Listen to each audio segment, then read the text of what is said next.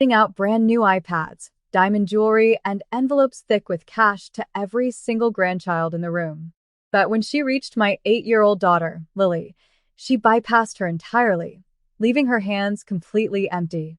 When I confronted her in front of the entire family, my mother looked me dead in the eye and coldly whispered, "She's not really family, Nora. You chose to adopt her, but she doesn't carry our bloodline." The entire room fell deadly silent. No one stood up for us. My sister smirked, and my brother looked down at his plate. They thought they had successful share of the family's massive fortune. What they didn't know was that my late father had anticipated this exact moment. Suddenly, Lily slid a sleek, velvet box across the table, right into my mother's hands. Lily looked up with absolute innocence and said, "Grandma, Mom told me to give this to you if you ever ignored me again."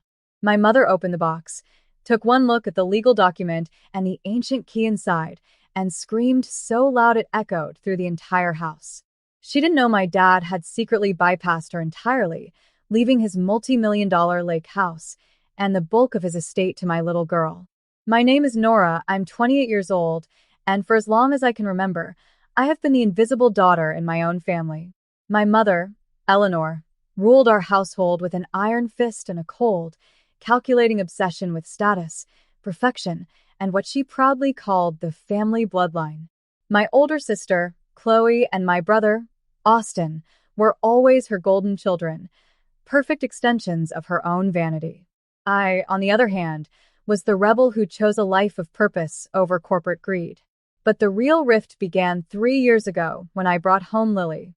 Lily was 5 years old when I adopted her from the foster care system. The moment I held her hand, she became my entire world. My father, a quiet, brilliant man who built our family's real estate empire from scratch, loved Lily with all his heart. To him, she was his true granddaughter. But to my mother, Lily was an outsider, an inconvenience who didn't belong in our high society circle. 6 months ago, my father passed away suddenly from a heart attack, leaving a massive void in our lives. Without his warm, protective presence, my mother's cruelty flourished. This brings us to Christmas night at her grand estate in Sacramento.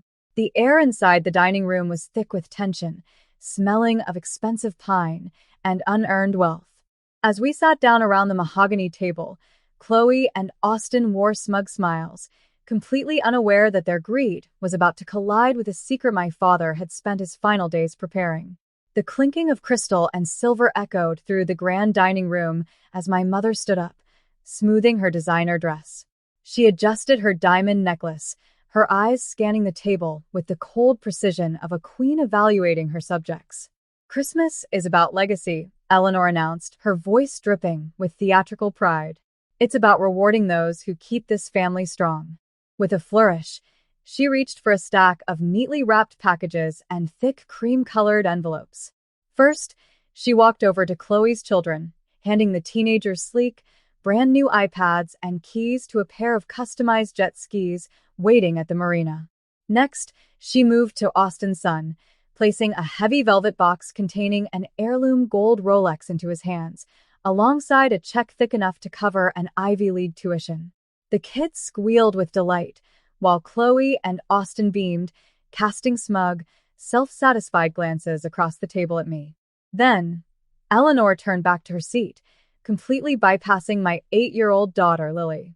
Lily sat perfectly still, her hands resting quietly in her lap, her wide, innocent eyes staring at the empty space on the tablecloth in front of her. My chest tightened, a hot surge of anger rushing through my veins. "Mom," I said, my voice cutting through the laughter in the room like a razor blade. "You forgot Lily."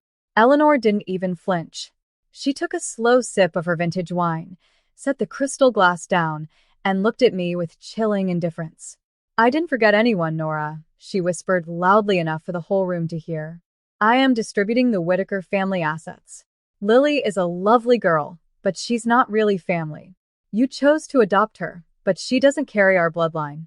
It wouldn't be fair to dilute your father's legacy for an outsider." The entire room went completely, devastatingly silent. Chloe smirked behind her wine glass, while Austin suddenly found his steak incredibly interesting, refusing to meet my eyes.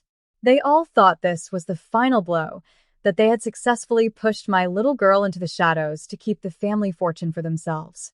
I opened my mouth to unleash 28 years of suppressed rage, but before a single word could escape, Lily calmly reached into her small velvet purse. With a steady hand, my 8-year-old daughter slid a sleek, midnight blue velvet box across the polished mahogany table. It glided past the crystal glasses and stopped right against my mother's manicured fingers. Lily looked up, her face a mask of absolute innocence. "Grandma, Mom told me to give this to you if you ever ignored me again. But it's not from Mom. It's from Grandpa." Eleanor scoffed, her cold smile faltering for the very first time. "Your grandfather's gone, child. He left no such thing." Yet curiosity got the better of her. She flicked the silver latch and popped the box open. The moment she looked inside, the color completely drained from her face. She let out a sharp, horrified scream that rattled the chandelier above us, dropping the box onto the table. Inside sat an ancient, heavy brass key, resting on top of a certified, court-stamped legal deed. My mind flashed back to a quiet evening 6 months ago, just days before my father passed. He had handed me that exact box in his study, squeezing my hand tightly. "Nora," he had whispered, "your mother will try to erase Lily the moment I am gone. When she shows her true colors, let Lily hand her this. It will undo everything." "What is the meaning of this?" Eleanor shrieked, her hands trembling violently as she held the document. The theatrical pride she had displayed moments ago dissolved into pure panic. Chloe and Austin instantly lunged forward, crowding around their mother to read the paper that had shattered the room's silence. James Mitchell, my father's secret estate attorney, had drafted the papers flawlessly. As Sydney and Austin stared at the court-stamped text, the reality of my father's genius sank in. The document was a certified deed to the beloved family lake house in Lake Tahoe, a sprawling, multi-million-dollar estate that had been in the family for generations. My mother had always assumed the property was tied up in the core family business, or at least left entirely to her in the primary will. She was dead wrong. My father had maintained sole, individual ownership of the lake house. And 6 weeks before his passing, while completely sound in mind and body, he executed an ironclad property transfer. "This can't be legal," Chloe stammered, her voice rising an octave. "Dad couldn't just give the Tahoe estate away to her." "He didn't just give it away," I said, standing up and looking down at my fractured family. "He protected it from your greed. The lake house, the surrounding land, and the private waterfront docks belong entirely to Lily. Effective immediately." Eleanor slammed her hands on the table, her face contorted with rage. "I am his wife. I spent decades building our high society status. He wouldn't leave the crown jewel of our entire estate to an adopted child. He left it to the only person who loved him for who he was, not for his bank account," I replied coldly. "You wanted to talk about bloodlines and legacies, Mom. Well, this is Dad's true legacy. And you are all officially trespassing on my daughter's property." Austin's face shifted from a deep, angry red to a ghostly, hollow white. He grabbed the documents directly out of Eleanor's shaking hands, his eyes frantically scanning the fine print at the bottom of the page.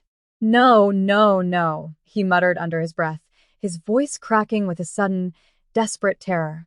"Nora, you don't understand what you've done. This ruins everything." Chloe lunged forward, grabbing Austin's arm. "What do you mean it ruins everything? It's just a vacation house." "It's not just a house, Chloe," Austin snapped, completely losing his composure in front of the children. "The core family business, the real estate development firm, uses the entire Lake Tahoe land tract as our primary collateral. Mom and I just signed off on a massive $4 million expansion loan last month. We leveraged everything against that specific property because we thought it was legally ours." The room plunged into an entirely new kind of suffocating silence. The smug arrogance that had filled the dining room just minutes ago vanished completely.